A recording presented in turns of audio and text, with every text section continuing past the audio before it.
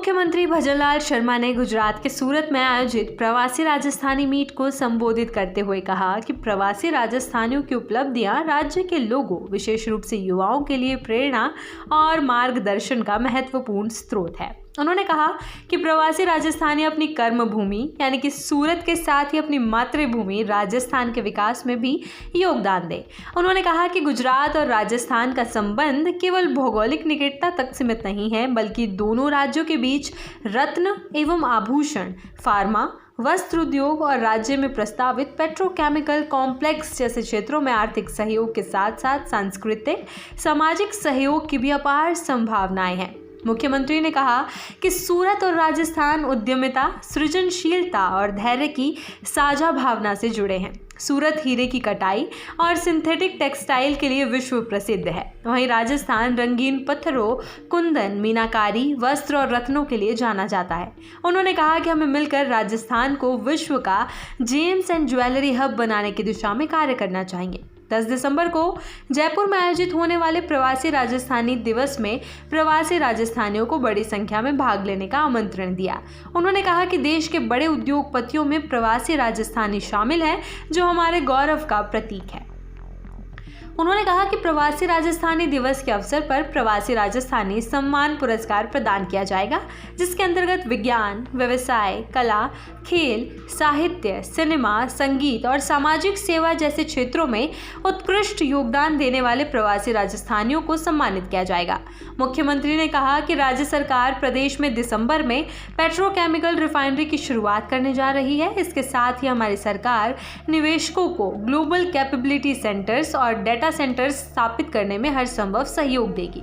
उन्होंने उद्यमियों और निवेशकों को IT, pharma, textile, James and jewellery, ऊर्जा, पेट्रोकेमिकल, पर्यटन और खनन जैसे क्षेत्रों में निवेश करने का आमंत्रण दिया। उन्होंने कहा कि राज्य सरकार ने प्रवासी राजस्थानियों के साथ संबंध मजबूत करने के लिए एक संस्थागत ढांचा तैयार किया है।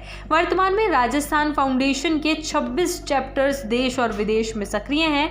ये चैप्टर्स प्रवासी राजस्थानी समुदाय के साथ सार्थक संवाद, सहयोग और सांस्कृतिक आदान प्रदान को प्रोत्साहित कर रहे हैं। राज्य सरकार प्रवासी राजस्थानियों से जुड़ाव को और सुदृढ़ करने के उद्देश्य से एक समर्पित विभाग भी स्थापित करने जा रही है। इस पहल का उद्देश्य है राजस्थान के वैश्विक प्रवासी समुदाय को राज्य के विकास में सहभागी बनाना और विकसित राजस्थान 2047 के निर्माण में उनकी सक्रिय भागीदारी सुनिश्चित करना है। उन्होंने कहा कि राजस्थान 2030 तक $350 बिलियन की अर्थव्यवस्था बनने की दिशा में अग्रसर है।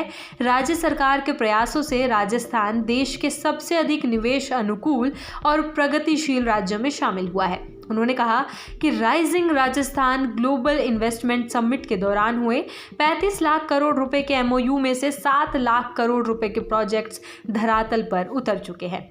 मुख्यमंत्री ने राज्य की निवेश अनुकूल नीतियों का जिक्र करते हुए कहा कि सरकार ने 20 से अधिक नई नीतियां लागू तथा संशोधित की है, जिससे एक प्रगतिशील व्यापारिक पारिस्थितिकी तंत्र तैयार हुआ है। उन्होंने कहा कि राजस्थान इन्वेस्टमेंट प्रमोशन स्कीम 2024 के तहत पिछले 1.5 वर्ष में 1400 करोड़ रुपए से अधिक की सब्सिडी निवेशकों को दी गई है, जिससे निवेश के नए अवसर खुल रहे हैं। उन्होंने कहा कि इन पहलों ने राजस्थान में उद्योग स्थापित करना और निवेश करना न केवल पहले से कई अधिक आसान बना दिया है, बल्कि नवाचार, आर्थिक विकास और रोजगार सृजन के अनेक नए द्वार भी खोले हैं। प्रवासी राजस्थानी समुदाय ने जल संरक्षण और भूजल पुनर्भरण जैसे क्षेत्रों में उल्लेखनीय योगदान दिया है। उन्होंने प्रवासी राजस्थानियों से राज्य सरकार की योजनाओं जैसे पंचायत समिति, नंदीशाला जन सहभागिता योजना, भामाशाह योजना, ज्ञान संकल्प पोर्टल तथा सरकारी कॉलेजों, अस्पतालों और विद्यालयों के नामकरण जैसी पहलों में योगदान देने का आह्वान किया।